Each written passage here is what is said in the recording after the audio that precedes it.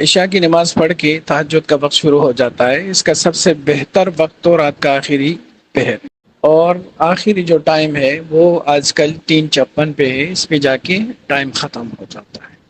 تو آدمی تقریباً 3 بجے اٹھ جائے تو اس وقت تہجد پڑھے تو یہ بہترین وقت ہے۔ اور جب آدمی سو کے اٹھتا ہے تو وہ ریلیکس ہوتا ہے اور دل جمی کے ساتھ نماز پڑھتا ہے، تھکان نہیں ہوتی اس کو، تو اس وجہ سے یہ بہتر وقت بھی ہے اور بہتر طریقہ بھی ہے۔